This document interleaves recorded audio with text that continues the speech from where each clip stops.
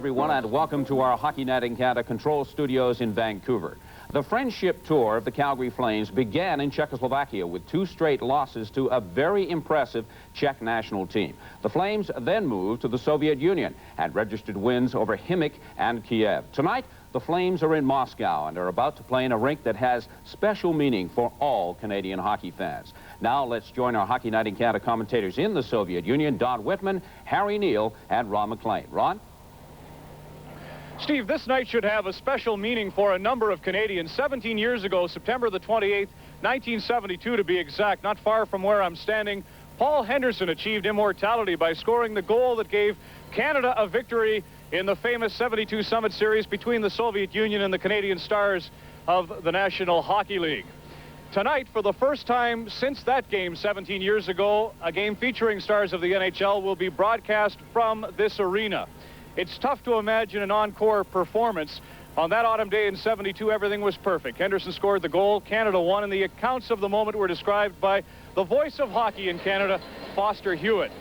Writer Jim Coleman, in a recent book, described the desire to be at the Luzhniki Ice Palace, to return here and try and find the seat he occupied in 72, to remember the voices of 2,700 Canadians singing "O Canada" after the game, and to experience once again the magic of that time. Well, on behalf of Jim and all who stood in his place in 1972, I'd welcome you to the site of hockey's greatest moment in terms of Canada, and to the Luzhniki Ice Palace, where tonight the Stanley Cup champion Calgary Flames will visit the Soviet Wings. For their comments on the upcoming game, let's go to Don Whitman and Harry Neal.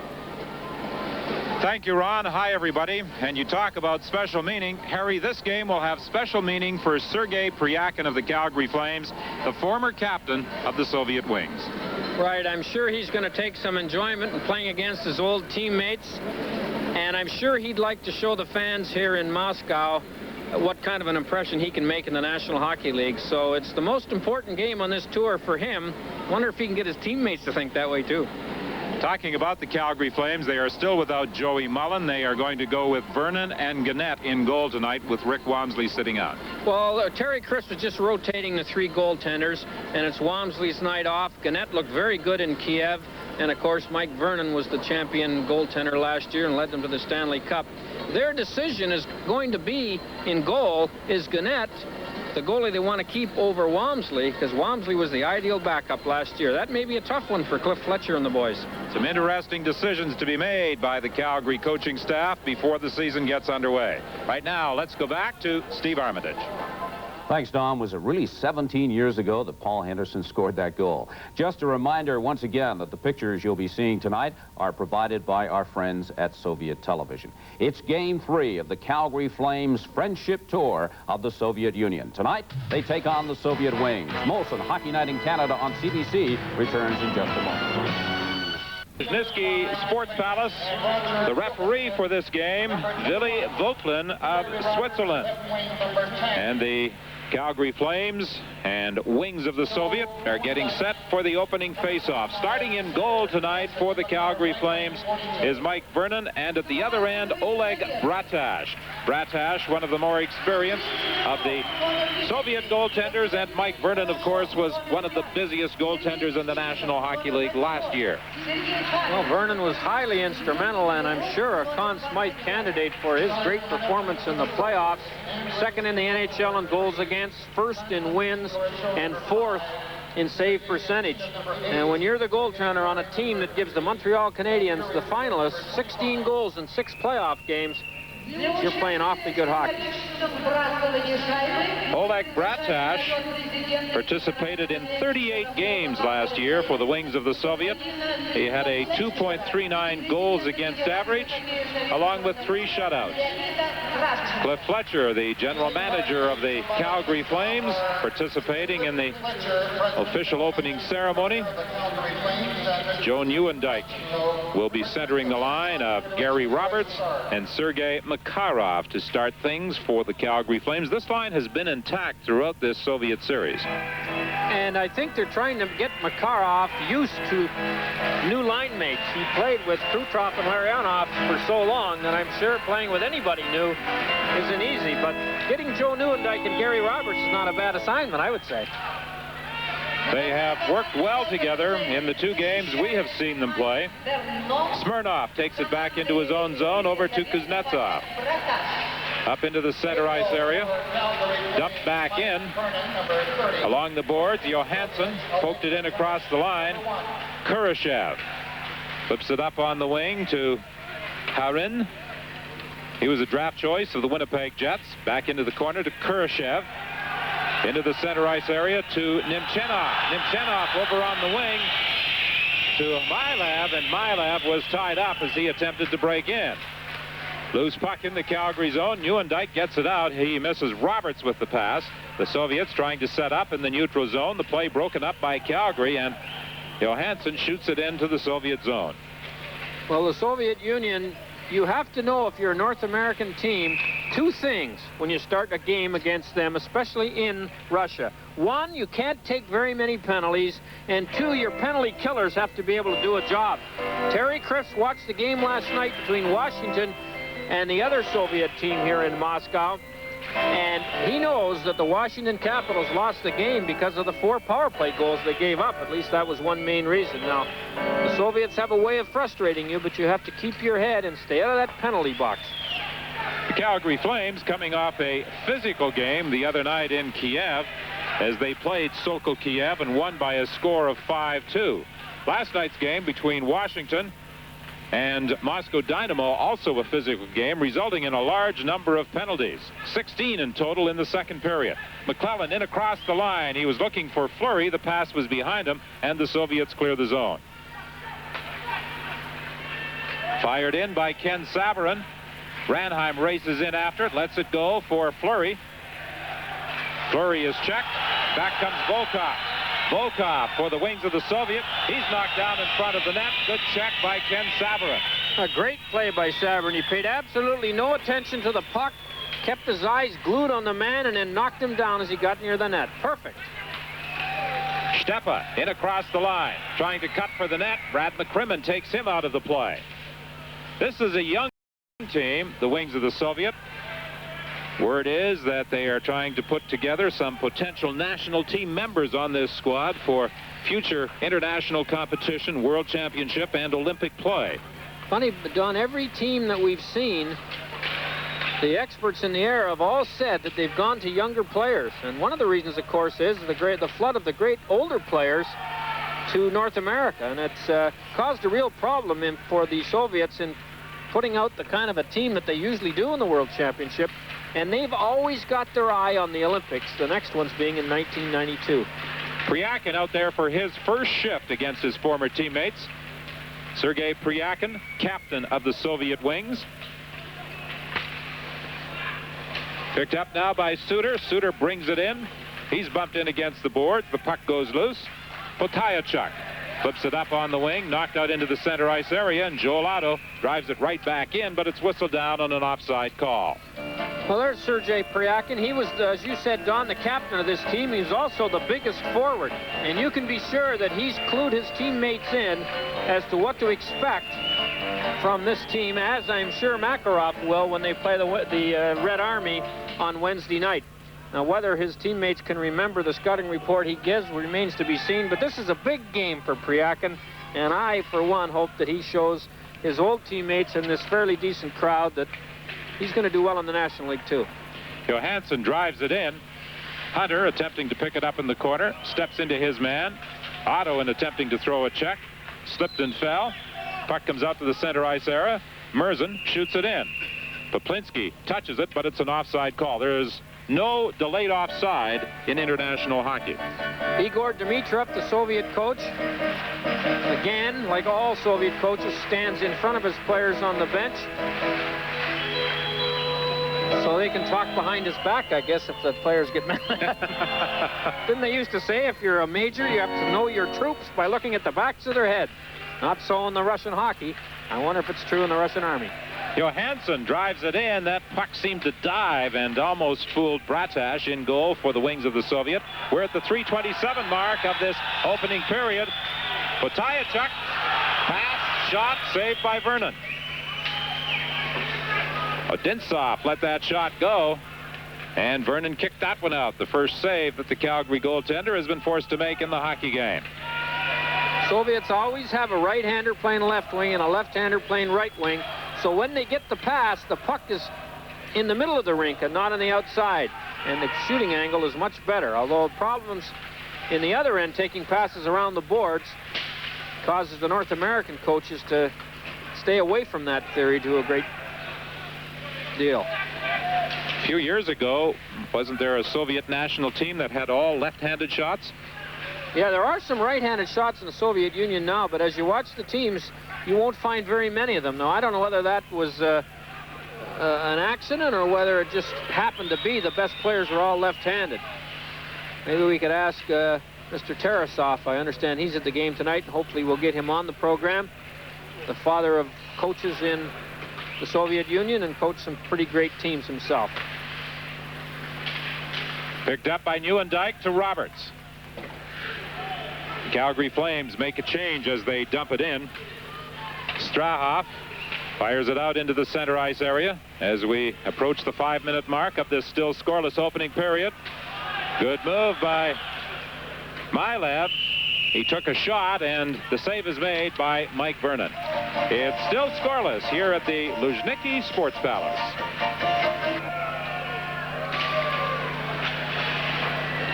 Mike Vernon did not dress for Game 2. Goaltending duties against Sokol Kiev were shared by Rick Wamsley and Steve Gannett. And we were suitably impressed with the performance of Gannett, and I think the Calgary Flame coaching staff was as well. Pretty tough not to notice that, and that's what they said at the earlier on in the show, that that he may cause a tough decision on behalf of the Calgary Flame management. He plays the way he did in Kiev. Certainly, they can't just dismiss him as a candidate. Panin flips it up on the wing. Katakov couldn't control it. Lead pass for Panin, who had moved up to the Calgary line, broken up by the Flames. Now it's McClellan. Into the center ice area to Fleury. It was here in this building that Fleury won his gold medal as the captain of the Canadian junior team at the World Championships. He tried to get it to Johansson driving into the blue line, but it came out just across the line. Well, Fleury's the smallest man on this team, and he only played 36 games last year because he didn't arrive in Calgary till New Year's Day, but he got 34 points. 5 power play goals, was a +5, and got under the skin of many opponents in the National League, and I think that they think that he's going to be an asset. There's Mr. Ziegler. We got a quick glimpse of him as he's over here representing the league office, and I think he's enjoyed the games, at least he's appeared to. He had his picture taken last night with the Canadian boxing team. They seem to get a kick out of that. They're over here battling with about 30 other nations in a tournament. And last night, they could have been used by the Washington Capitals or the Soviets because it was a chippy, fight-filled game. Esmantovich goes back to the net, looking out front for Stepa. Esmantovich is hauled down in the corner by Johansson. Johansson gets that loose puck at the side of the net, plays it along the boards. Stepa managed to keep it in. Now the Calgary Flames gain control, and Doug Gilmour comes out with Priakin. Smirnoff behind his own net, playing it around on the boards, and it slides down the ice back into the Calgary zone. Sabarin has it. He gives it across ice to Al McInnes. McInnes dressed for the second game of this friendship tour by the Calgary Flames. That was in Kiev. But the only action he saw was on the power play, and that was the strategy of Terry Crisp going into the game. An offside call against the Calgary Flames. Well, 8 defensemen is a very awkward number for a coach to handle. The North American coaches have never had to do it. I don't think they like it, and the players like it less. And Brian Murray, as well as Terry Crisp, tries to go with 6 per period and have 2 sit around. And at least the 6 will play. He was 3rd in defenseman scoring, and of course won the Conn Smythe Trophy last year for his great performance in the playoffs. Podiachuk takes it back into his own zone, and this is something that the Soviet teams like to do, circle back into their own zone to set up a play. Podiachuk breaking in on the right side. The pass too far for him. He's bumped in the corner by Sabarin. It goes to the other side, and Jim Poplinski, the captain of the Calgary Flames, moves it to his teammate Al McInnes, who goes rink wide to Sabarin. Sabarin pokes it into the center ice area to Poplinski. Poplinski stopped at the line, flipped out by Kudashov, and as it's driven back in, it's offside Calgary. Well, I talked about penalty killing, and nobody does it any better than Joel Otto. First of all, he's tough to beat on the draw, which is a nice way to start the penalty killing situation. And secondly, with that long reach and those good anticipation that he has, he seems to be able to get in the way of a lot of passes. And Joel Otto's one of the few players who spells his name the same way frontwards as backwards. There was another one in the National League, and I'm going to let you people at home try and come up with his name. He no longer does, but he did. And in the second period, you remind me, and I'll give you the answer to that quiz, and then the winner gets a 6-week vacation in Leningrad. And the losers? 7 weeks. Another offside call against the Calgary Flames. Can we give them a hint? Did he play for you? Yes, he played for me for a brief, not a fairly lengthy time. He was a little guy, a feisty little player, and not a bad one at all. There's one of the Hunter boys. There's 2 of the 3 Hunter boys here, and Mr. Hunter supervising both of them. And Mark, number 22 you're looking at, scored 2 goals in Kiev with that real good shot that he's known for. 5-2 was the score. The Calgary Flames victors over Sokol Kiev. In their first game against Himik, the Flames won by a score of 4-2. That game was played in Leningrad. Haran shoots it into the Calgary zone. McCrimmon plays it around in the boards, picks it up as it came loose. It came to the point, was fired in offside by the wings of the Soviet. Again, we point out that there is no delayed offside in international hockey, such as we are familiar with in the National Hockey League. Terry Crisp with 102 wins, 40 losses, and 18 ties as a career coach in the National League. I talked to him today, and he's quite worried about the kind of condition his team is in with a training camp under these circumstances. He's got one eye on October 5th when the Flames open the NHL season against the Detroit Red Wings, and he knows another thing. They won't have an easy game because everybody will be ready for the defending Stanley Cup champions. Volkov, just 17 years of age, back of the net, taken off the puck by Merzin. It goes loose to Zolotov. Zolotov circling in the corner. A couple of good moves, but he didn't fool Roger Johansson. Fired in from the point, wide of the net, and it was deflected. Now picked up by Makarov. He leaves it there for Merzin. Good forechecking by Katakov of the Soviet wings. Up on the wing to Makarov. He can't go anywhere with it. And the Soviets fire it back into the Calgary zone. Roger Johansson for the Flames. Hits Makarov. He has Fleury out there with him, along with McClellan. Over to Fleury. Fleury with a shot. That's high off the glass. This has been a very friendly game with not much in the way of intensity and very few takeouts. Except for this one by Theron Fleury as he steps into Smirnov. Fleury doesn't know what friendly means, I don't think. 9:27 is the time gone by in this opening period. Still no score between the Flames and the wings of the Soviet, or the Soviet wings, if you prefer. Ken Sabarin picks it up in the corner, moves it out into the center ice area. Ranheim couldn't go anywhere with it. Sabarin will try again. In across the line to Ranheim. His shot goes off a leg to the corner. Picked up in the corner by Gilmore into the slot area. Popinski with a shot. He gets the rebound. Popinski, a backhander, a save by Bratas. Popinski had a lot of time as he picked up the rebound in the slot area. I think he was a little surprised at that. Ranheim is upset in the corner by Moronov, and there's a whistle on the play. Boy, that Moronov just manhandled Ranheim. He's more abrasive than a roll of toilet paper here in Russia. And that's about only the second time we've seen anybody get mad out there. And that was a pretty feisty number 2, Moronov, for the wings of the Soviet, hauling down a 200-pounder in Ranheim. And you can see the Soviet coach, he likes that. All coaches like it when their team knock the opponents down. This guy can smile in slow motion. He's a real talent. Igor Dmitriev, the coach of the wings of the Soviet.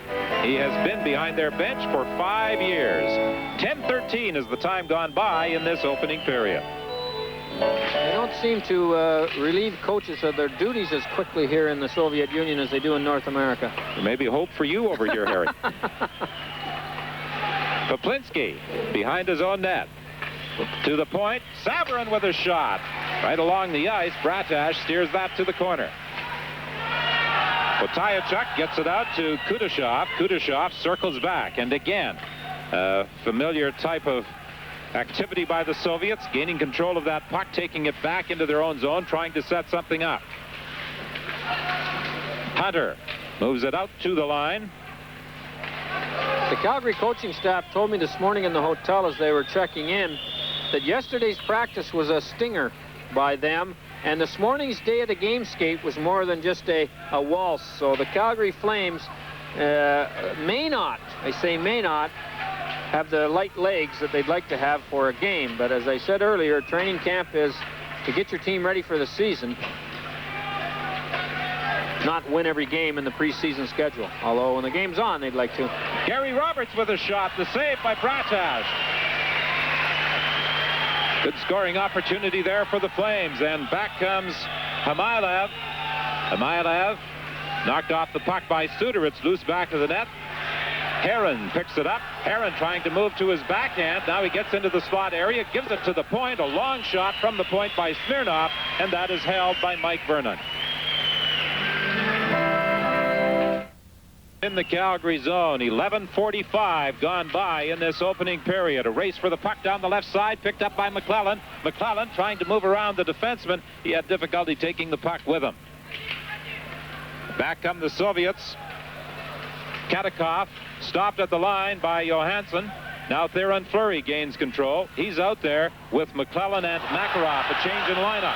Here's Katakov faking the shot into the slot area, and knocked off the puck is Zolotov, and the net is knocked off its support. And a nice play by Roger Johansson to come back and take the 2-on-1 away from the Soviets. Zolotov was ready to shoot the puck, but Johansson, who had kind of been caught up the ice a little bit, hustled back and took the forward that looked like he was going to get a shot from about the 10-foot mark. And there's Chris and Tom Watt talking about it, and there's Johansson. That shows you the kind of bear hug he had on number 27, Zolotov. I don't know whether Johansson's been to the Calgary Stampede, but that looks like a move you might see out there. The Hulk, maybe his favorite athlete. McClellan in across the line to Makarov. Makarov was tied up, couldn't get good wood on the shot, and really didn't get one away. Puck flipped into the slot area, picked up by Asmanovic. Asmanovic, he's knocked down by Al McInnes, and Theron Fleury is back to gain control. He flips it into the corner to McClellan. McClellan tries to get it out. The Soviets keep it in. Kuznetsov with a shot. It just goes wide. Fleury bangs it off the boards out into the center ice area. 12:50 has elapsed in period one. It's scoreless between the Calgary Flames and wings of the Soviet. Colin Patterson fires it in for Calgary. Back after it is Kuznetsov. Excuse me, Don. One thing is shooting a shoot-in that is a very common play in the National League. It doesn't work nearly as well in these big rinks. The defensemen for the Soviet team are much quicker as a group. Gordiuk stealing the pass, cross eyes, fired wide by Kudashov.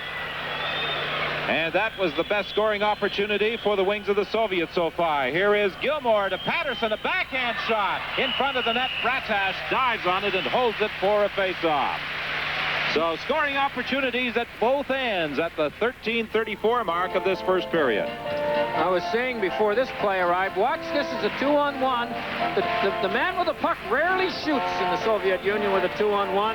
Vernon came out very nicely, and although the shot went wide, you might give Vernon credit, not for the stop, but for the fact that he had the angle cut, and if you were going to miss Vernon, you were going to miss the net. And there is number 14, Kudashov, who had the chance to make it 1-0 and missed. Tim Hunter with a shot. Bratash out of his net to get a leg on that one. Picked up along the boards by Potayachuk.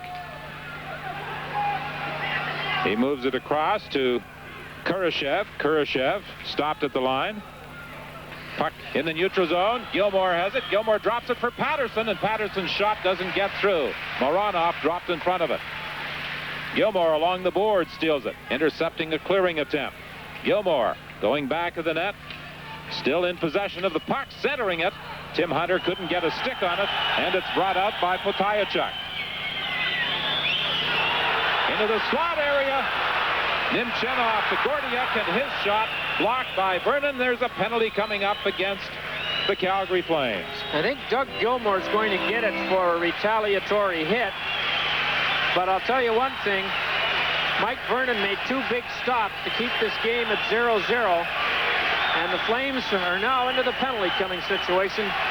And here's the shot. Now Vernon has to make another one because Brad McCrimmon overskated the puck. And you can see Vernon, while he was down with his goal stick out of his hand, kicked out with his left leg to make the save. So at 14:26 of this first period, Doug Gilmour goes to the penalty box. A power play opportunity for the Wings of the Soviet. Last night, in the game between Moscow Dynamo and the Washington Capitals, Dynamo scored 4 power play goals.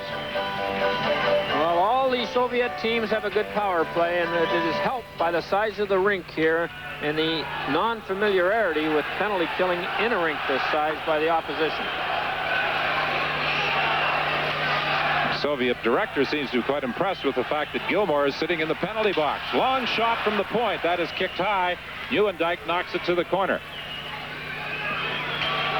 Johansson moves in there as well. They're trying to tie it up in the corner.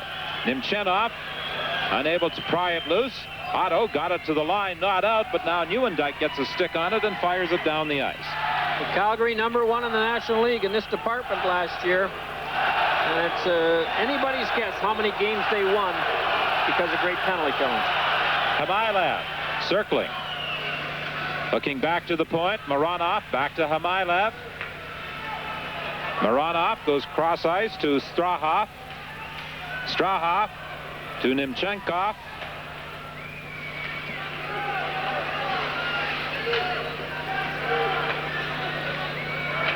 The Soviets moving it around, but they're having trouble penetrating that box that the Calgary Flames have set up. Now back to the line to Mironov. Over to Strahov. Strahov tried to cross ice to Nemchenov, and it was broken up by Calgary and fired the length of the ice. Well, what a play by Ranheim. Not only did he anticipate the cross pass, which is what you have to do if you want to take it away, but he made a great dive to get it. And it's obvious the Flames want to use Ranheim killing penalties, and plays like that are the reason why they think he can do a job in that department. Savarin bangs it around the boards. Kurashev couldn't keep it in. 17 seconds remaining in the Gilmour penalty. Zolotov is forced back into his own zone. To Katakov. Lead pass for Volkov. Glove save by Mike Vernon with just 4 seconds remaining in the penalty to Doug Gilmour. Well, there's a patent Soviet play. They put a winger over on the boards behind everybody, and then as the Russian defenseman gets the blue line, he comes off, and he gets this kind of a chance. Now, he could hear the footsteps, that Soviet player, so he decided to shoot from 30 feet out rather than go all the way in, and you're not going to beat Mike Vernon from that far out very often. But when you're playing defense against the Soviet team, you have to be very aware of the guy who may be behind you. They don't seem to worry about the fact that they might be a man short if there's a turnover. And the next thing you know, the opposition backs their defense up further, and that gives the Soviets more room in the center zone. Shot from the point by Kuznetsov. That goes wide. Centered. Vernon comes out of the net to knock it to the corner as Gilmour steps back onto the ice, and he has the puck. He drives it into the Soviet zone as the Calgary Flames make a change. Gilmour tried to flip it out front. He almost took it away from Estmanovich. Fleury in the corner. Looking back point to McCrimmon. It was knocked away from him. And Estmanovich brings it back for the Soviets. Working against Suter. Suter spins him around. The puck is loose back of the Calgary net. McCrimmon plays it around on the boards. Kuznetsov keeps it in, fires it wide off a body in front of the net. McCrimmon to Fleury. Fleury runs into a check. Steppe has it for the Soviets. Estmanovich back to Steppe. He tried to center it. It's at the side of the net. Vernon covers it up as the Soviet player Odintsov pokes away at it. The face-off with 17-16 remaining in the first period.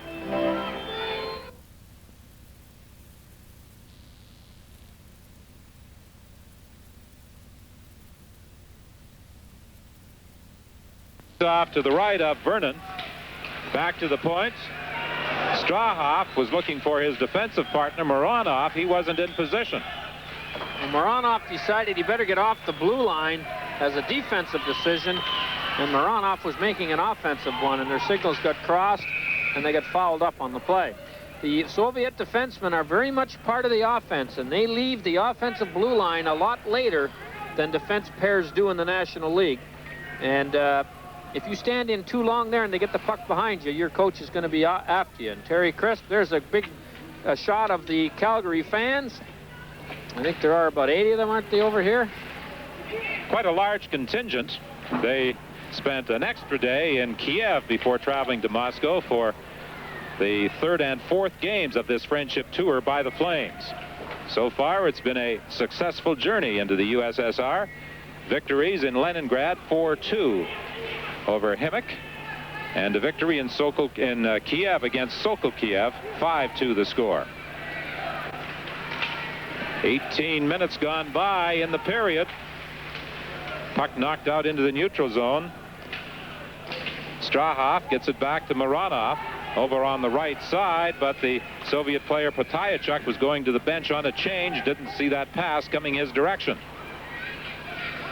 Flipped down the ice with Al McInnes going back after it. A rather tame opening period, unlike action in the first two games of this tour by the Calgary Flames, where they got off to a quick start in both Leningrad and in Kiev. I'm sure Terry Crisp has seen lots of inter-squad games in training camp that have been tougher and more intense than this. Although it hasn't been a badly played period, both teams are trying to do it mostly on their skill and not on anything else.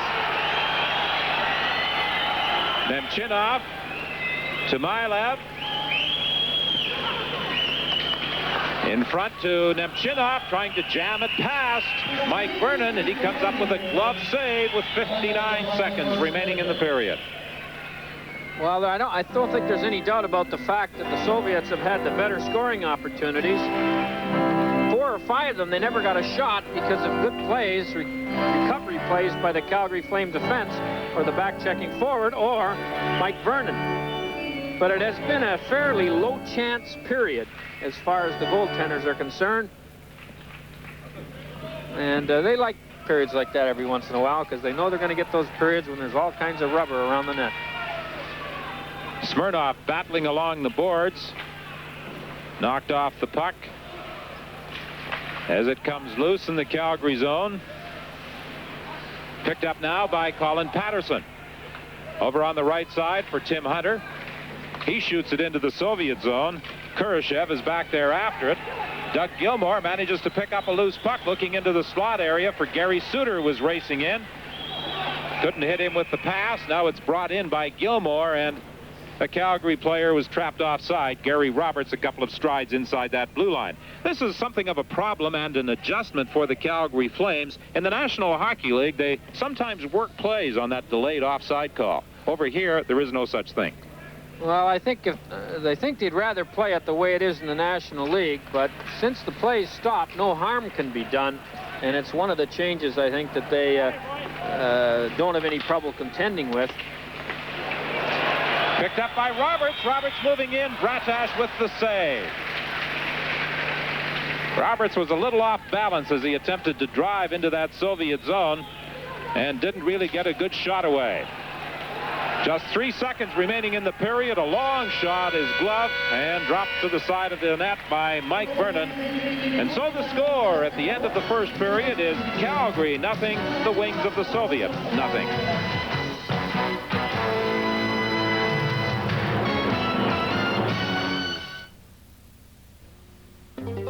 Calgary, a growing international center for business. And Calgary's choice for copiers is Canon from Calgary Copier. Fact, more Calgary business concerns use Canon copiers than any other name. Fact, with Calgary Copier's blanket coverage plan, you will actually be guaranteed total service satisfaction on every Canon they sell. Fact, Calgary Copier's range of Canon copier models and options is unequaled by any other competitor. Canon Copiers from Calgary Copier, Calgary's choice. Quick, Crusade engines don't know when to quit. Quaker State with QSX exceeds every single car maker's Canadian requirements for maximum engine protection. So Quaker State engines don't know when to quit because Quaker State oil doesn't know when to quit. The big Q stands for quality. Alcohol, AIDS, crack, cocaine. It's not the 60s anymore. Now the high life could mean life or death. What in the world are we doing? Sex, drugs, and rock and roll. Today's issue, the Calgary Herald. Tell me, how'd you get so beautiful? Tell me, I just want to know. You never look more lovely than you do right now. Won't you please tell me how? Woodward's Fashion. Good things, good prices. The city of Moscow is a sightseer's delight, and must-viewing on any tour of the Soviet capital is Lenin's tomb. On most days, a long lineup to visit the final resting place of one of the key figures in the Soviet Revolution. A scoreless first period in Moscow tonight, a most unusual game involving NHLers in the fact that there was very little hitting. Now let's go back to Moscow and join Ron McLean. Ron? The Luzhniki Ice Palace were scoreless after one period of play. The Soviet Wings and Calgary Flames. Theron Fleury is my guest in this first intermission. Theron, do you get memories playing in this building? Yeah, for sure.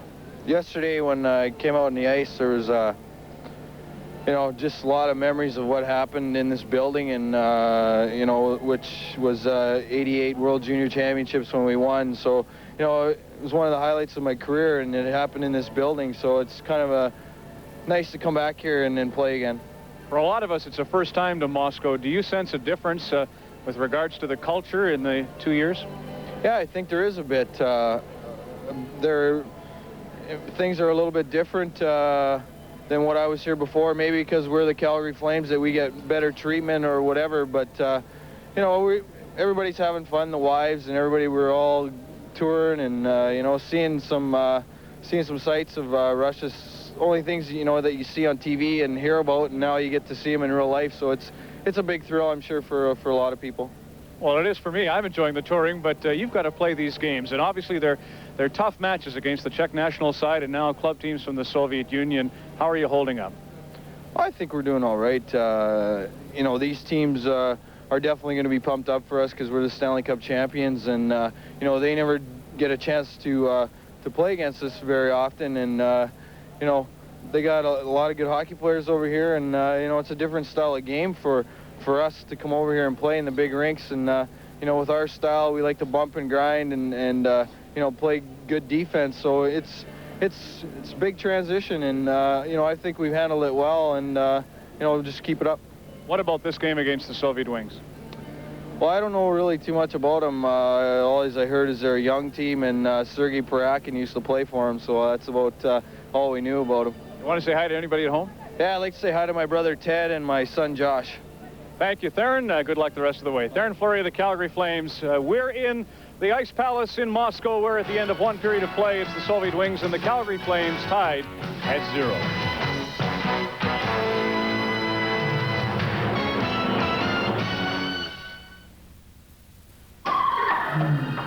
Spruce Meadows started as a place where young riders could learn to compete on the international circuit. And while Spruce Meadows is still for young riders, it is now one of the best facilities anywhere, with 3 major tournaments a year. We organize the transportation of horses and riders from all over the world. AGT's technology helps Albertans like Marg Southern to send voice, image, and data anywhere, instantly. AGT, Advanced Global Telecommunications. A visit to any show home by Jamin could very well begin a process that will change your family's lifestyle for years to come. Jamin has earned a proud reputation through innovative design, uncompromising quality, and sensitive pricing. Homes by Jamin are found in every popular neighborhood. And with more than 12 decorated show homes open throughout the city, you are certain to discover a home by Jamin just right for you. There's a word for innovative design, quality, and service. That word is Jamin. Friends, right now there's panic setting in at your Alberta Ford and Mercury dealers because these 89s have got to go to make room for the 90s. There's only one thing to do. Deal like there's no tomorrow. Drop those prices. Add those no-charge extras.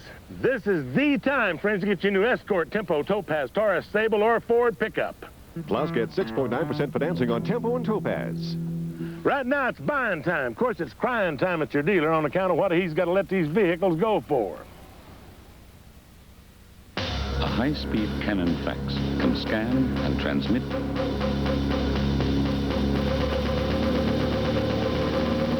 in less than... Because in business, time is money. Katie, time for some money. Metro Police, Canon fax with UHQ imaging for crisp, clear photographic quality. She's okay. She's gonna be all right.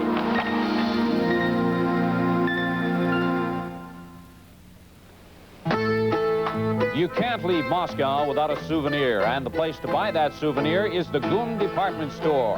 Located in Red Square, it's the largest store of its kind in Moscow. As much as the hospitality's been terrific here in the Soviet Union, they do say don't mess with the security. I feel pretty safe in this group. The Canadian boxing team is in Moscow the same time as the Calgary Flames. Taylor Gordon on my right, Colin McPhail on my left, and a whole group of the national team. Taylor, perhaps you could tell us what this is about.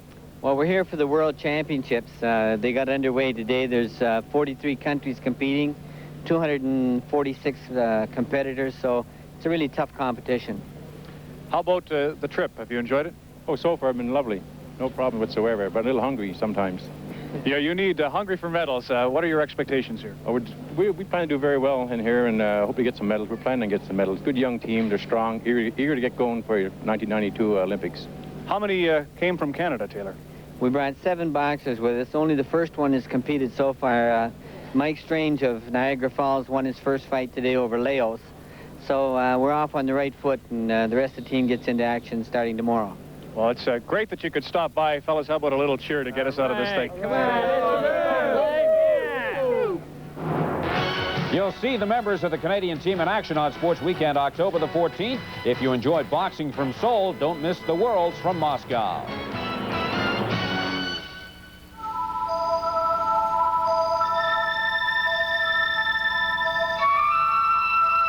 Will be Wednesday when the Flames close out their tour against the always tough Red Army team. That's a 7 p.m. start in all time zones. No scoring in the first period in Moscow tonight. The shots on goal, 11-9 favoring the Soviets, a period in which both netminders Vernon and Bratash had to be sharp. Coming up next, second period action from Moscow. The Wings against the Flames.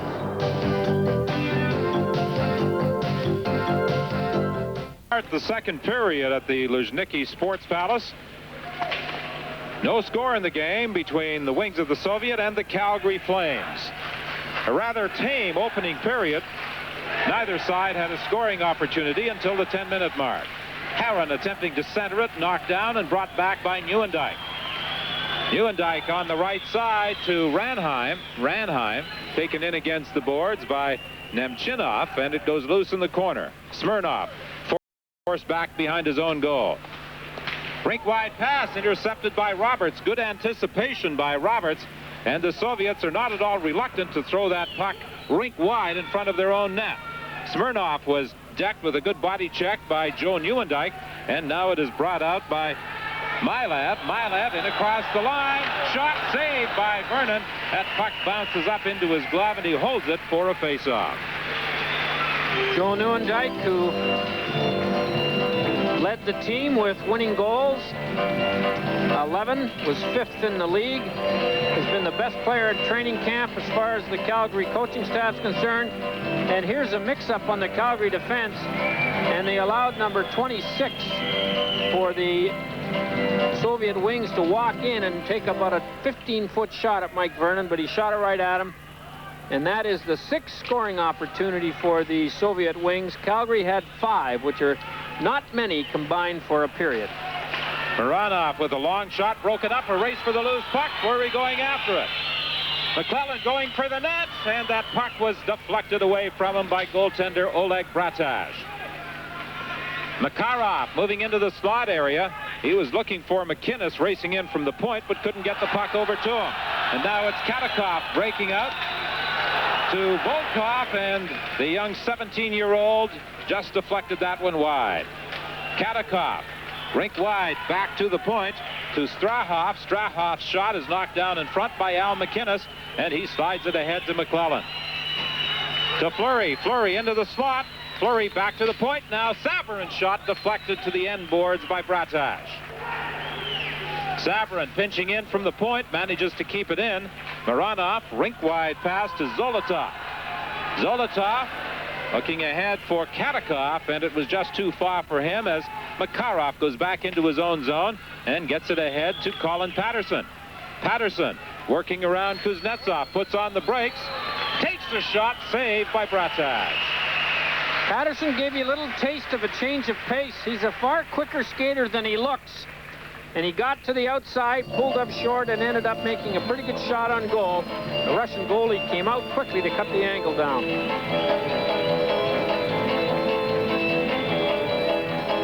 Face off to the right of Bratash. We're at 2:05 of the second period.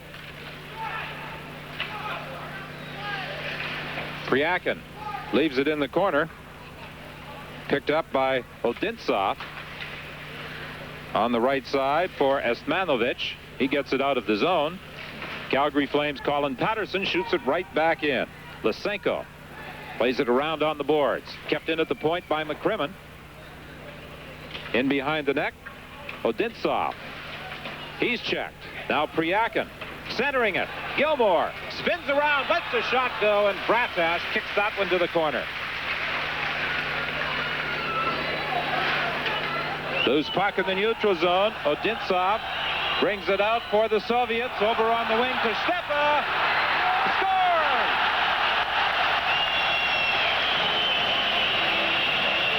Vernon got a piece of it, but it bounced up over his shoulder and into the net. Well, a Russian ploy of a crossover in front of the Calgary defense got the two Calgary players a little confused, as you can see. And the two of them, the Calgary defensemen, McCrimmon and Poplinski, who was the man back. And you can see that they got confused. It wasn't Jimmy Poplinski. It was the other back-checking forward as Gary Suter got trapped.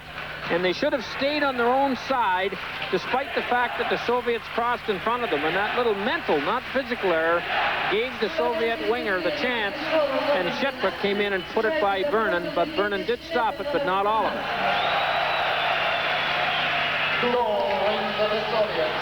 Long shot, grabbed and held by Vernon off the stick of Katakov. 12 is the time gone by in this second period. Our coverage being provided by Soviet television.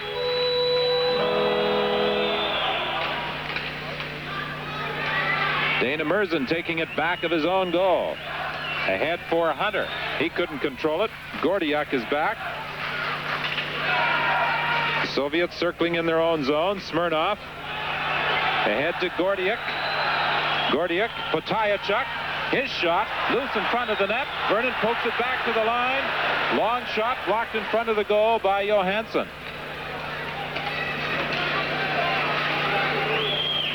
Now it's Gordiuk centering it. There's nobody there. He's bumped in against the boards by Hunter. Gordiuk and Hunter push and shove as Poplinski brings it in across the line to the point to Murzin. He hit the post. Murzin trying to center it. Joel Otto was tied up, couldn't get a stick on it. Good opportunity there for Murzin, and his shot ricocheted off the post. The Flames come back, led by Roberts. Roberts centering it, nobody there. Neuendijk in the corner, keeps it in. Roberts back to the net, trying to poke it free. It's on the mesh at the back of the net. Now it comes to the point. McInnes lets the shot go, and that goes off Haran to the corner. Haran for the Soviets to Nemchinov. Pass too far on the right side, and Vernon behind the net to play it for Al McInnes. 4:35 gone by in the second. 1-0, the wings of the Soviet lead. Neuendijk dropping it back for Al McInnes. He wasn't in position to let a shot go. Flips it to the corner to Neuendijk. Back of the net. They score! A centering attempt by Tim Hunter goes off the skate. And into the Soviet net, it's 1-1. That was an attempted pass out by Hunter, and it either hit the goaltender's skate or a Soviet defenseman who was standing in the crease, and it went in on a shot from behind the net. We notice and have got word. Watch it here. Hunter from behind the net tries to pass it out, and it hits the goaltender's left skate and caroms in between his legs. We're going to get another look at it here. Nieuwendyk throws it over to Hunter, and Hunter's trying to center it. And you can see that the goaltender should have been standing up with his right foot jammed against the post and his legs together. I notice on the bench, Don, that Rick Walmsley's there and not Gannett. Evidently, Gannett got sick, and they dressed Walmsley. And so Walmsley's the backup goalie. Now, he had no warm-up at all before the game, so you wonder whether he'll get in or not. They may play Vernon the whole game. Patton is stopped at the line. The puck loose in the neutral zone. Fleury just failed to pick it up. Zolotov with Patton in across the line. Back to Zolotov. Zolotov behind the goal. Checked there by Brad McCrimmon. The puck flipped up on the boards to Makarov. He can't get out of the zone as he is tied up by Lysenko. It goes to the other side. Suter pokes it free, but not out. Zolotov and McCrimmon hold it against the boards for a face-off with 5:50 gone by in period 2. Vernon has been solid tonight. On a couple of occasions, he's had a break because the Russians have hit him with shots just like that instead of making a move to make the save. But Vernon, with the confidence I think that he acquired last year and in the playoffs, he'll be even better this year. Fired in with Smirnoff back there after it. Along the boards for Heron to Nemchinov. Nemchinov trying to go around Merzen. Still has control of the puck. Still being chased by the Calgary defenseman. Finally, he knocks him down. It goes back to the point to the other side. A long shot by Kuznetsov. That's steered to the corner. Well, this big line for the Soviet wings has caused troubles all night to the Flames. And they all played in the 1987 Canada Cup. Number 8, Nemchinov, number 15, Karin, and number 25, Hamalov. And they'll all probably end up playing for the Russian national team in the World Tournament. And a good quick stick move by Mike Vernon knocks the puck that was dangerously loitering in front of the Calgary goal. We've played 13-18 of the second period. 1-1 the score. Stepa scoring for the wings of the Soviet. Tim Hunter for the Calgary Flames. Al McInnes poking it along the boards, and it's dumped right back in by number 27 for the wings of the Soviet, Sergei Zolotov.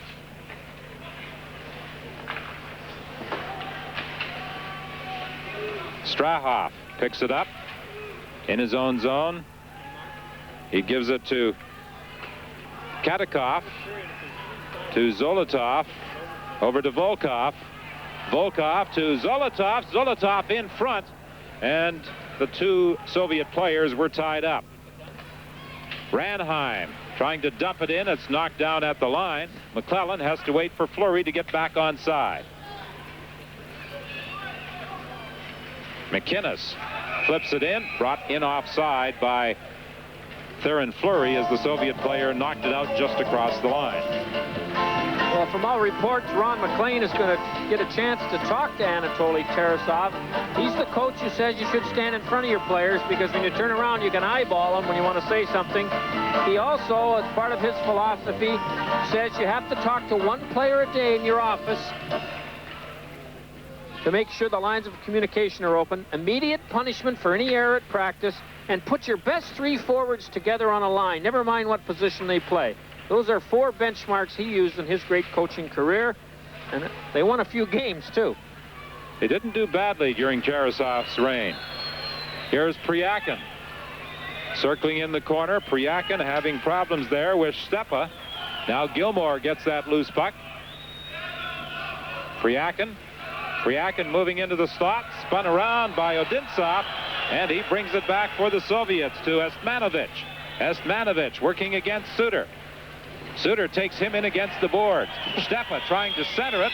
The puck goes loose, and it's brought out by McCrimmon. Ahead to Priakin. Priakin to Gilmore. Gilmore, nice play to Hunter. He scores! Boom, boom, Hunter gets his second goal of the night. This one a far prettier one than the first one, as he took a nice pass from Gilmore and got in alone. The puck was bouncing, but Hunter managed to control it and put it by the Soviet goaltender to give the Flames a 2-1 lead. Let's have another look at it here. There's the little deft pass, and the goaltender opened up, and Hunter, with the eye of an eagle, put it between them. Watch this little pass by Gilmore. He's got to put it up in the air to get it over the Soviet defenseman's stick. Hunter beats the back checker to the net, and the score is 2-1. So the other night in Kiev, it was Mark Hunter with 2 goals. Tonight, Tim Hunter has scored 2 goals. Well, I don't think Tim Hunter would use all his fingers to count the number of games with the Calgary Flames that he scored 2 goals in. Do you? I don't think he would have to use on one hand, all maybe. of his fingers. Merzen waits for Otto to get back on side, fires. Smirnov flips it up to the blue line. Picked up there by Kudashov. He couldn't go anywhere with it. And the Soviets will try again.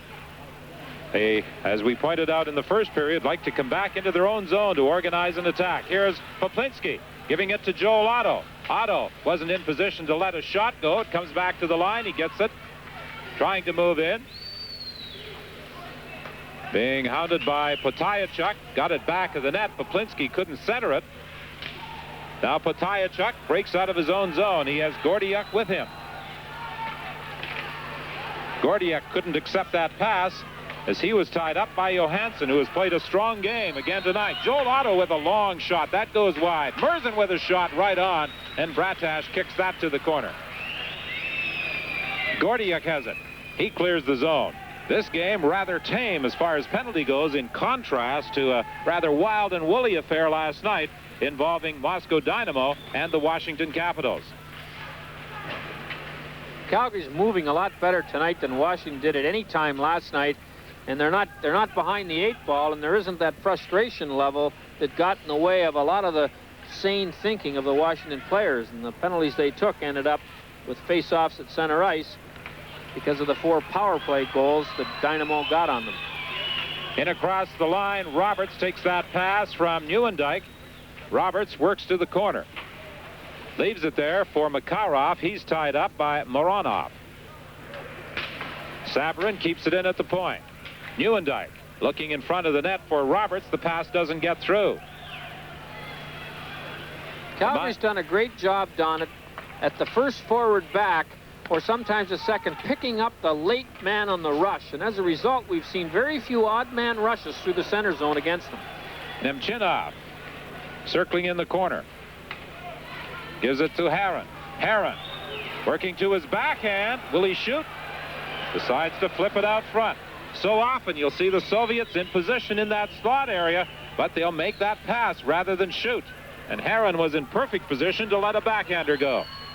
Well, you remember they got the big curves. All of them have the big curves on the blade of their stick, and shooting a backhand with one of them isn't easy. Tim Hunter almost got the hat trick as Fleury threw that puck out front, and Hunter just got a piece of it with his shot on goaltender Bratash. A whistle on the play with the puck in the dasher. 17:58 has gone by in period 2. By Tim Hunter have the Calgary Flames in front 2-1. Zolotov goes rink wide to Volkov. Volkov working against Suter. Now it's Katakov. Back to Volkov. His shot is blocked by McCrimmon. Loose puck in front of that Calgary net, and McClellan dumps it down the ice.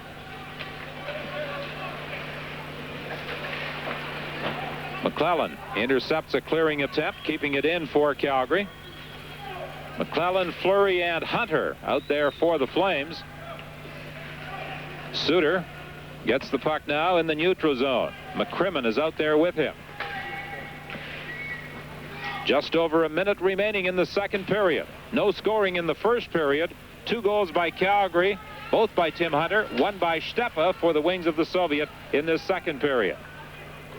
Priakin gives it back into his own zone to Suter, over to McCrimmon, and Calgary retreats, now trying to set something up, and they also make a line change.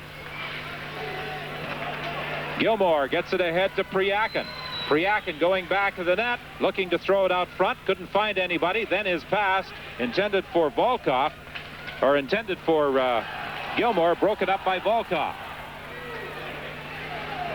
Priakin will try again with 30 seconds remaining. Priakin with a return pass from Patterson, slides it to the goal, and Bratash covers up with both Patterson and Gilmore going for the net. I think you can see that the Calgary Flames would love to get Priakin a goal. Actually, Patterson had a better chance to shoot than Priakin did, where they were both positioned, and Patterson gave Priakin the puck. And that's, in a preseason game, I think that's an awareness of how big a goal would be for Priakin. Gives you an illustration of the team feeling the Calgary Flames have got for each other.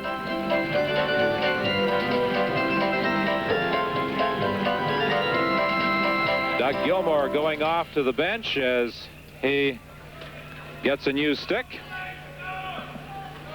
Igor Dmitriev unhappy with some aspect of his team's play on that last shift. Now it's Osmanovic bringing it down the ice, trying to go around Merzen. Patterson comes back into his own zone to tie up Stepa. Patterson, one of the best defensive forwards in the NHL, and he did a good job of getting back. Yes, he sure is. He was in the running for the Selke Trophy, the best defensive forward, which was won by Guy Carbonneau. But to be one of three is a real compliment. And the second period ends here at the Luzhniki Sports Palace. And the score after 40 minutes of play, the Calgary Flames 2, the Wings of the Soviet 1.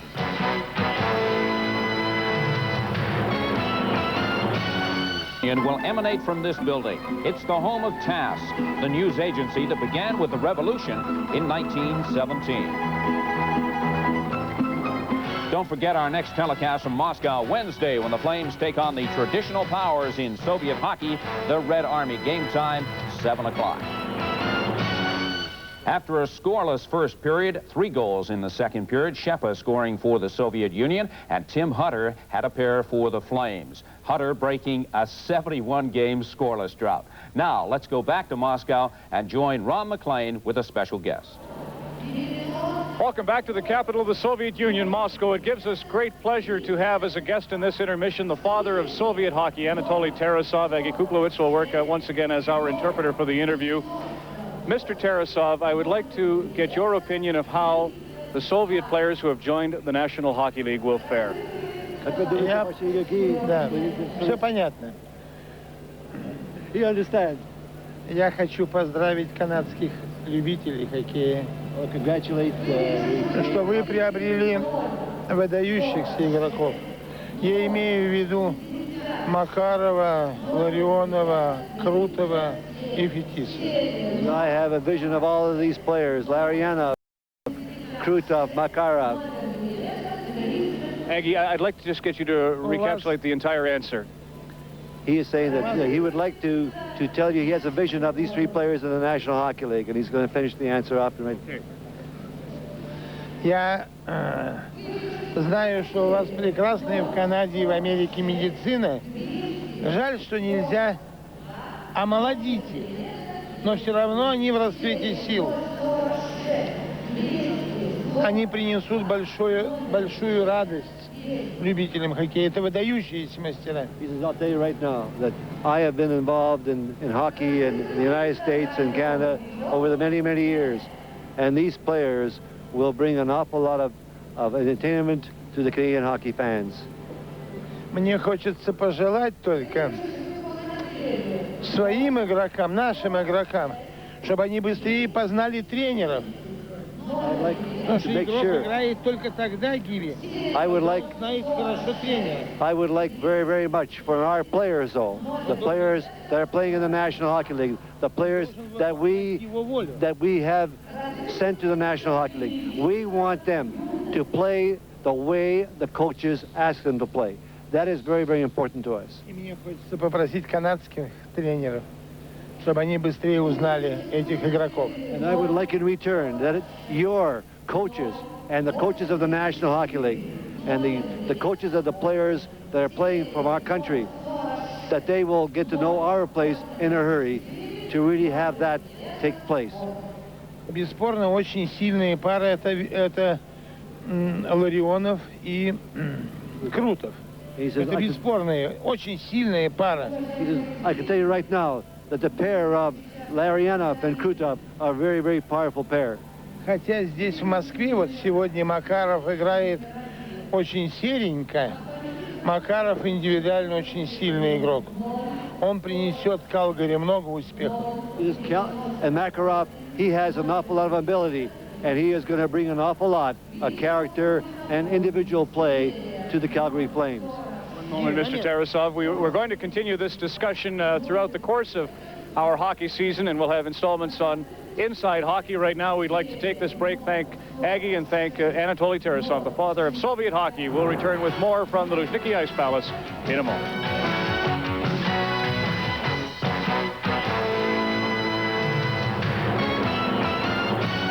City that's over 1,000 years old, and every age has left its own architecture. Today, the Soviet capital is home to more than 9 million.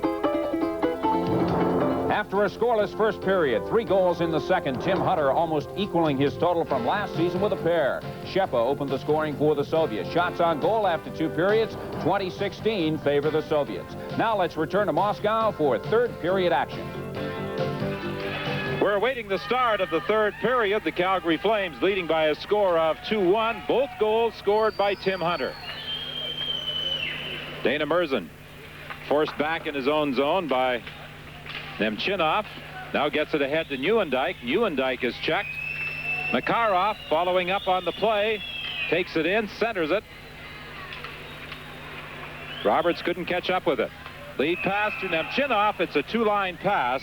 It's offside the wings of the Soviet. This program is copyright and is strictly for the private use of our audience. Any reproduction, retransmission, distribution, or exhibition in whole or in part without the express written consent of Molstar Communications, the Canadian Broadcasting Corporation, and Sports Channel America is strictly prohibited. Makarov gets it back to the line. Johansson flips it up high in the glass. Nieuwendyk tried to slide it out front. Roberts was waiting for the pass, but it was blocked by the goaltender Bratash. Smirnov takes it back into his own zone to Kurashev. Kurashev, long shot right on Mike Vernon. Dana Murzin is back to tie up his man. The puck goes loose in the corner. Picked up by the Soviets. They throw it out the short side. They score! Now, Mike Vernon's kicking himself because there's that old play we've talked about on this tour, the short side pass out. In other words, instead of going all the way around the net when they get the puck, the Russians threw it out to the side that he just came from. And Vernon knows it. There it is. You see, Vernon was playing for the Russian to keep coming around the net. And by the time he got back, he couldn't get himself in position. And Mikhailov put it in. Now watch this. Here's Vernon coming across. The pass is back. And it gets between his legs as he does not have the stick down. And Vernon gives himself a little tap right there. He's saying, I knew where that puck was going. I should have had that one. Kamailev scores the tying goal for the wings of the Soviet. Panin knocked off the puck. Still loose in the Calgary zone. Panin gets it back.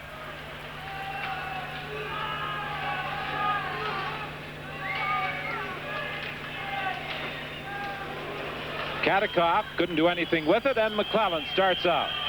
Lead pass for Ranheim. Ranheim bumps with Moranov in the corner. It's loose along the board. Savarin pinches in from the point to keep it in.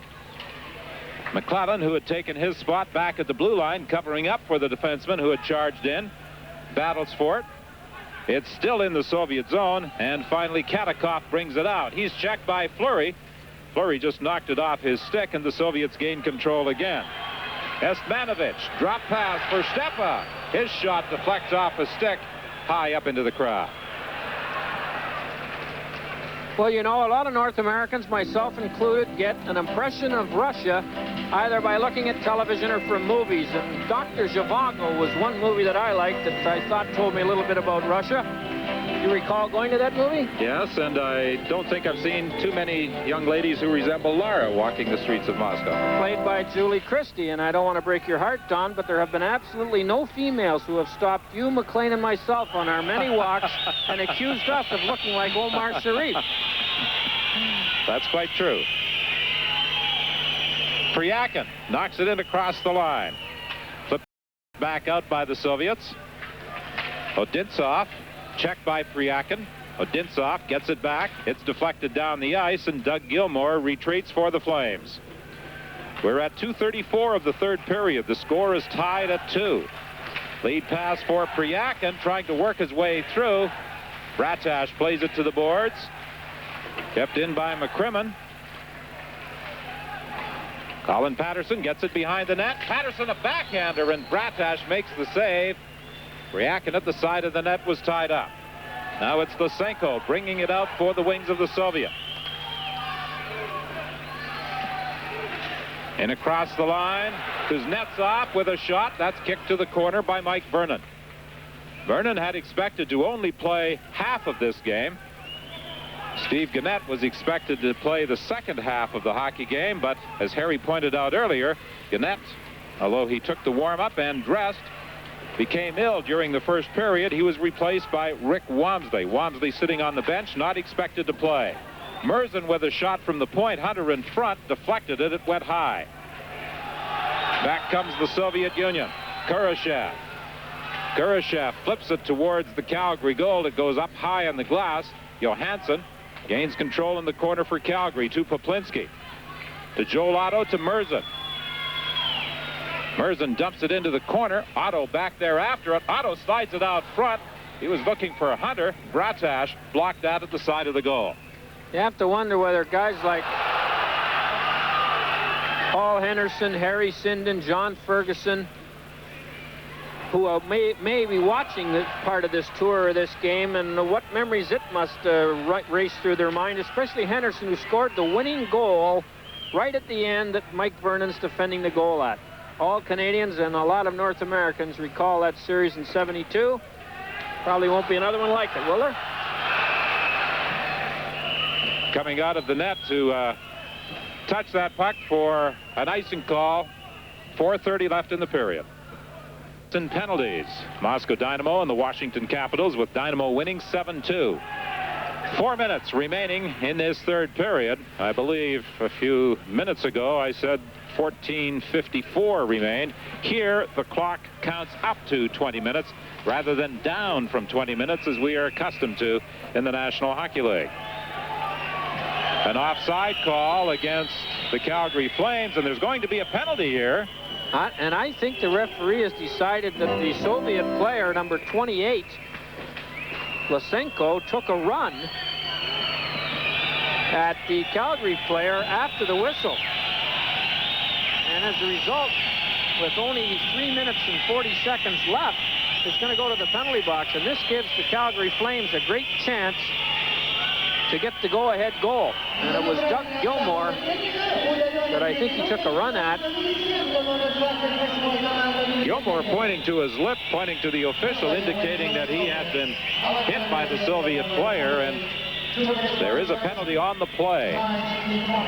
And I think the Soviet team has taken a timeout, something we haven't seen any team do on this tour. And Calgary get a chance now, a 2-minute chance, to put the 5 best players they've got out there and take a chance at winning. The Soviets haven't had to kill very many penalties off on this tour, so I'm sure the coach here is going through a little bit of instruction on the penalty killing, and I'll be very surprised if he isn't saying, because they know a lot more about the National League teams than the National League teams know about them, is not saying, look, one guy we really have to worry about is Al McInnes on the point.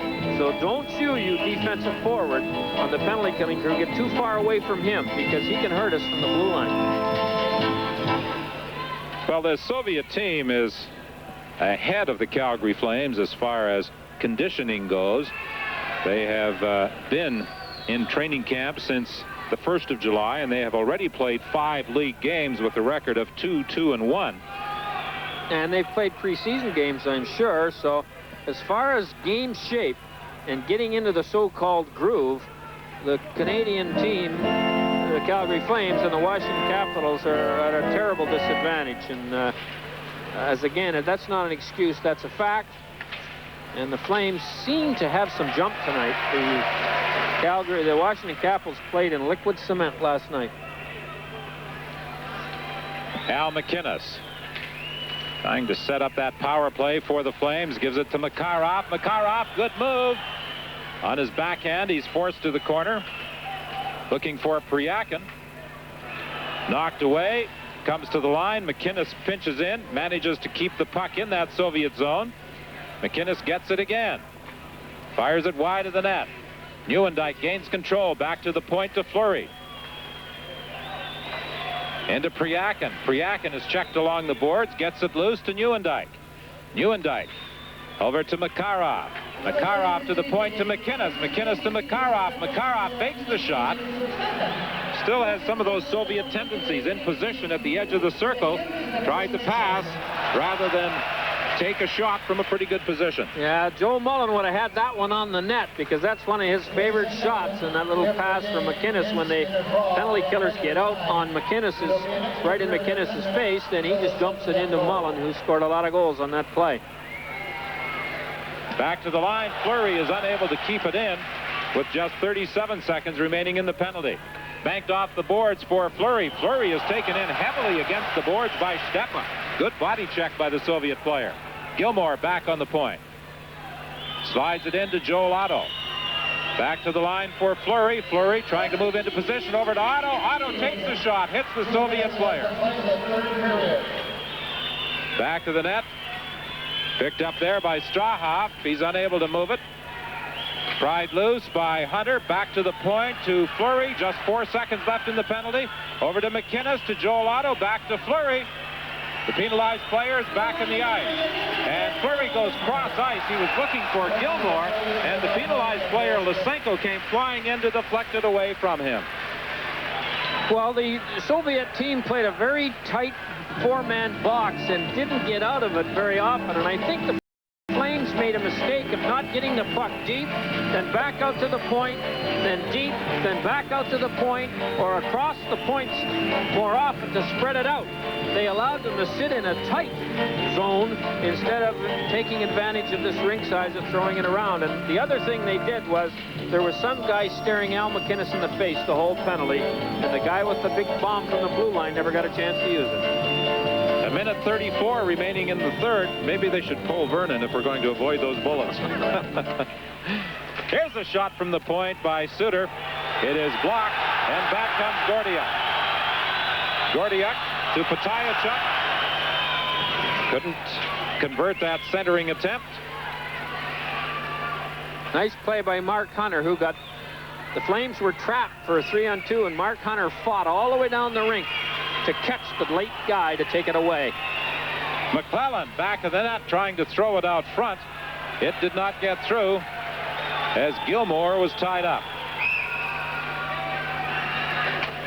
Vernon leaves it back of the goal for Suter. 55 seconds remaining in the third. They'll play a 10-minute overtime period if the score remains tied. Gilmore trying to center it. Goes off Smirnoff. Comes back to the line, kept in by Murzin. Odintsov unable to move it up. Now Gilmore, cross ice, looking for Roger Johansson, and it was knocked away from him by Stepa. Murzin chases it down in his own zone. We're 25 seconds away from overtime. This would be the second overtime game of the Friendship Tour. The Washington Capitals were involved in one the other night. They won it 8-7. And the rule is, Don, that after 10 minutes, if no goal is scored, we're really kidding you, no bullets are going to be shot. There's going to be a shoot-off, you know what I mean, where 2 or 3 players from each team. As it's touched and ducked in and the siren goes, that ends the third period. The score is tied at 2, and we'll return with overtime in a moment.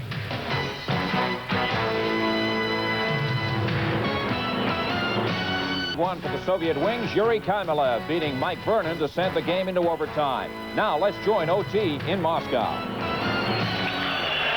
Overtime just underway at the Luzhniki Sports Palace. They will play a 10-minute overtime period. Harron coming in, fakes the shot, tried to put a move on the defenseman Johansson, and lost control of the puck.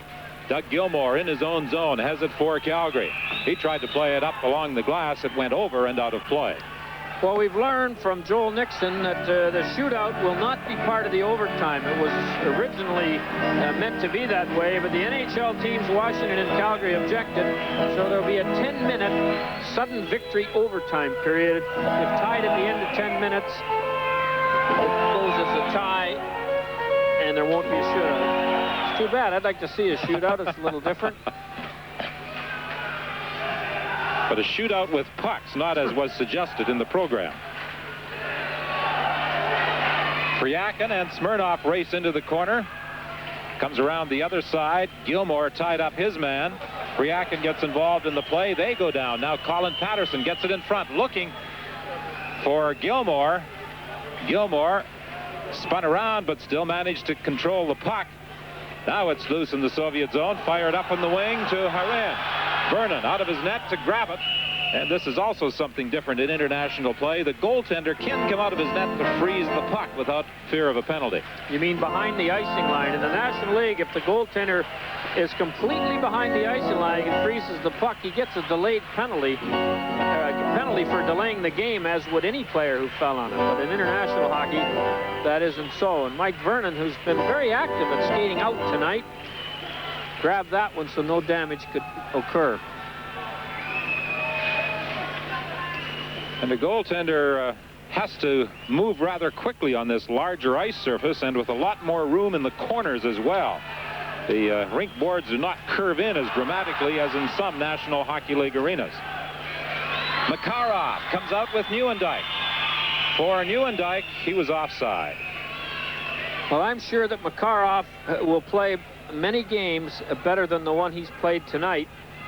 He certainly hasn't dazzled at all, and he did in each of the other two games we brought you from the Soviet Union. And as I said, I think in game one from Himmick, one of the real adjustments for him and any European coming over is the 80-game grind and the intensity the coach demands every night in the National League. Makarov unable to pick it up off the end boards. Nieuwendyk steps into Moranov in the corner. He flips it around to the other side to Ostmanovic. He tried to hit Odintsov, too far for him, and back after it is Gary Suter. We're approaching the 2-minute mark of the overtime period. And as it's touched by the Soviet player, it's an icing call against Calgary. I get the impression that the Soviet coach would settle for a tie quicker than Terry Crisp would, the Calgary coach, or he's simply going on the theory that if you don't make a mistake defensively, we may be able to pick up a bounce or something against Calgary and get the winner, because he's employed a very conservative style since about the 10-minute mark of the third period. Well, Mike Vernon is certainly getting much more work tonight than he anticipated when this game started. He thought that he would be spelled off at the midpoint of the second period by Steve Gannett. Not only has he played all three periods, he's working overtime as well. McClellan back of the net. He tried the wraparound maneuver. He was checked there by Katakov. Played up along the boards, out into the center ice area. Race after it. Katakov. Cross ice. Fine save off Zolotov as Vernon anticipated that cross ice pass and got to it. Another shot. Vernon at the side of the net. Grabs it and holds on. Well, young Sabern got trapped for the 2-on-1, but it was very well played by Al McInnes. The pass got across, but real late, and it gave Vernon a chance to come across, and that's the kind of break that the Russian team has been waiting for, hoping that they get one 2-on-1 and put it away to win. But Mike Vernon came up with one of those Stanley Cup-style saves that he made so often last spring, and the game still stands at 2-2. Here's the replay. It's a 2-on-1. This guy has no intention of shooting. Vernon knows it. and stays a little bit further back in the net than he might have in North America on a 2-on-1, where the man with the puck may shoot it more often rather than pass it. In Kiev the other night, players on the Sokol Kiev team were calling Vernon Mishkin in reference to the fine Soviet goaltender who plays for Moscow Dynamo. After some of his saves, they may be calling him Tretiak. Well, the reason they call him Mishkin in a joking fashion is that they say he's a little blonde goaltender, as is Mishkin. Gordiuk takes the shot. Vernon makes the save. Vernon flips it to the boards to Hunter. Rink wide for Nieuwendyk. Nieuwendyk into the slot area, crossing and trying to drop it for Mark Hunter. It was behind him. Here's a lead pass for Hamailov. Gordiuk now goes back to the net. Gordiuk in front, tried to go to his backhand, was knocked off the puck by Suter. I think the Flames should forget the drop pass. They've seen so many of them on this tour. They're now trying to start to do it themselves, and they dropped it to the wrong team to give a long 3-on-2 opportunity for Moscow. Gary Roberts bumps into his man. The Soviets get the puck out. Here's Heron moving into the slot, drops it back. Nimchinov couldn't get a shot away as he was cutting for the net. Puck comes to the line, and Makarov brings it out to the neutral zone. The best scoring opportunities in this overtime session have belonged to the Soviets. Milev, who scored the tying goal, forcing the overtime, brings it into the Calgary zone, and Vernon freezes it on the side of the net at 4:24 of the overtime period. Well, 2 2-on-1s were presented to the Soviet team by Calgary's making a mistake at the offensive blue line. And Mike Vernon has had to bail his teammates out twice, and I'm sure Terry Crisp is going to remind his team that you have to tie the game before you win it, and don't be gambling at the offensive blue line. Doug Gilmour gets it loose to Priakin, to Patterson. He was checked at the line. Murzin drives it in. Picked up by Esmanovich. He lost it to Priakin. Priakin to Gilmour. Gilmour getting set to McInnes. McInnes into the slot area. Comes back to Murzin at the point. A shot. That just went wide as Patterson was screening Bratish. It was a good idea by Murzin because there was a lot of traffic in front of the net. Esmanovich tried to pass it off to Stepa. He was checked. Gilmour in the center ice area for Mark Hunter. Gets it back again to Patterson. He dropped it off for Gilmour. Gilmour winds up, lets it go wide. Mark Hunter back of the net. He's knocked down, and the Soviets managed to clear the zone.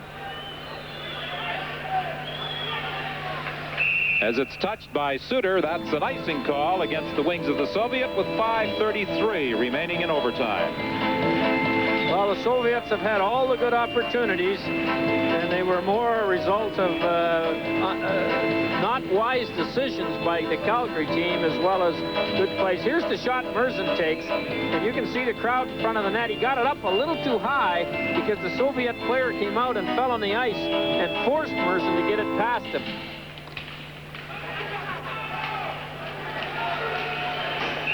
From the face-off, Suter attempting to fire it back into the Soviet zone, put it over the boards, out of play. Well, Calgary stays here in Moscow and gets ready for the game against Red Army. In other years, that would be by far the best team you're going to play. The talk around Moscow by the hockey people we talk to, they say that the Red Army is not the odds-on favorite to win the championship this year, that there's about 3 teams, including the one out here tonight, that could win it. And that's a switch for Soviet hockey, as they've often gone with 2 or 3 losses in the 46-game schedule. The Flames tomorrow will have a day off as far as games go. They will be guests of the Canadian Embassy and the ambassador to the Soviet Union, Vernon Turner.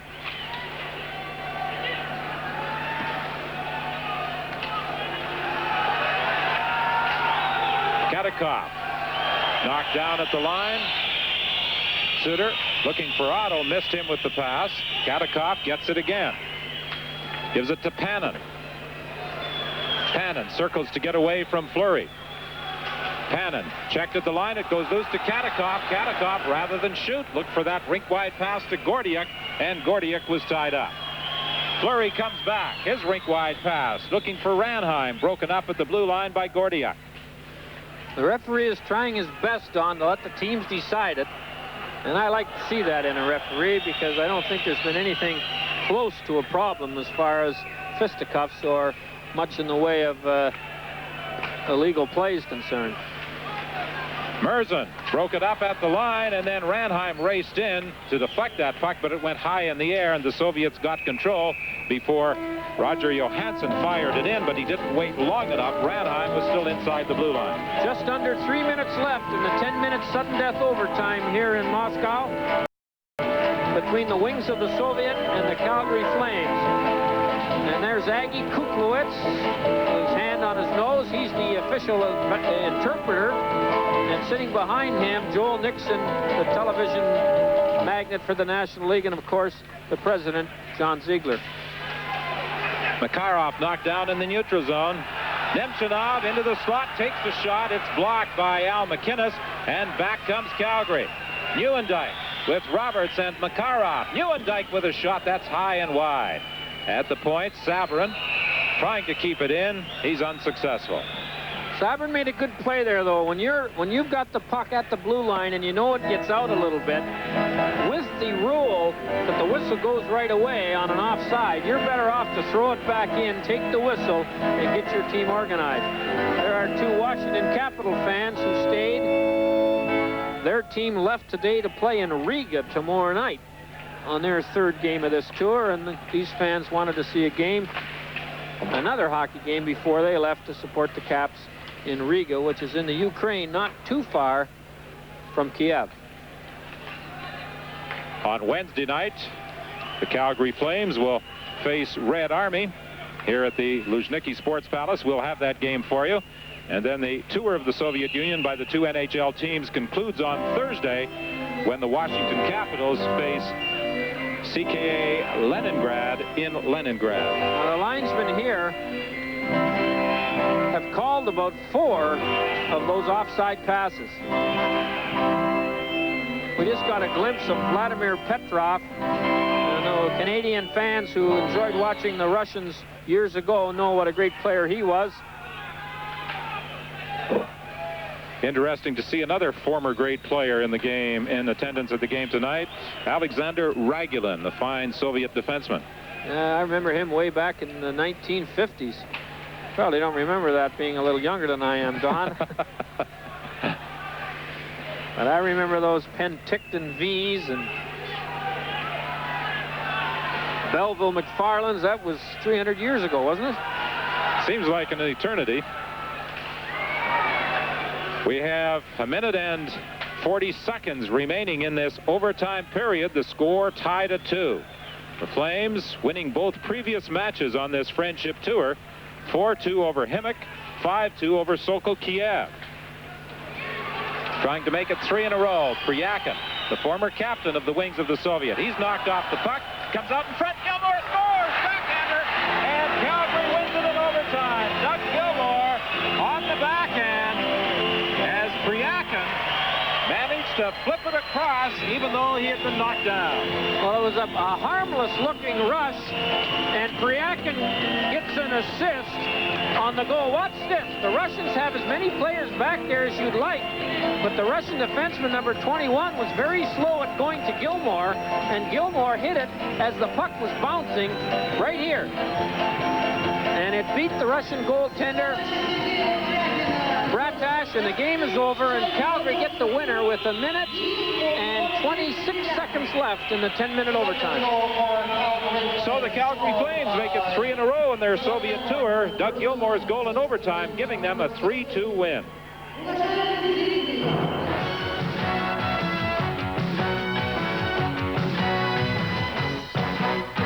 Are 3-0 against Soviet opposition. The history-making friendship tour began in Leningrad. Against Himik, one of the leaders in the Soviet Elite League, Mark Hunter scored the winner in the Flames' opening 4-2 victory. Next stop, Kiev, and a meeting with Sokol. This time, the opposition was a little tougher, a little rougher. On this night, the game winner went to Dana Merzen in the Flames' 5-2 decision. Game 3 was set for Moscow, the Soviet capital, and the famed Luzhniki Arena. 17 years ago, Paul Henderson scored the winner for Team Canada. The Flames' hero in this one was Doug Gilmour with a goal in overtime. Tonight, the tour concludes. The Flames against the Central Red Army.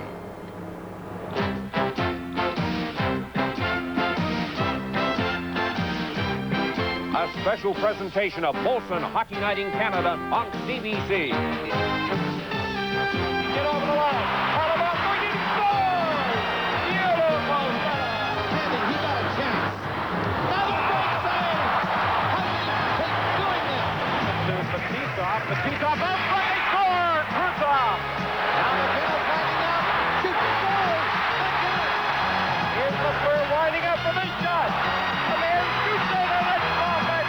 Another shot. Oh, what a save. The Stanley Cup has been won by Calgary. Tonight's game is brought to you by Molson Canadian, what beer's all about. And by Pepsi, it's got what it takes.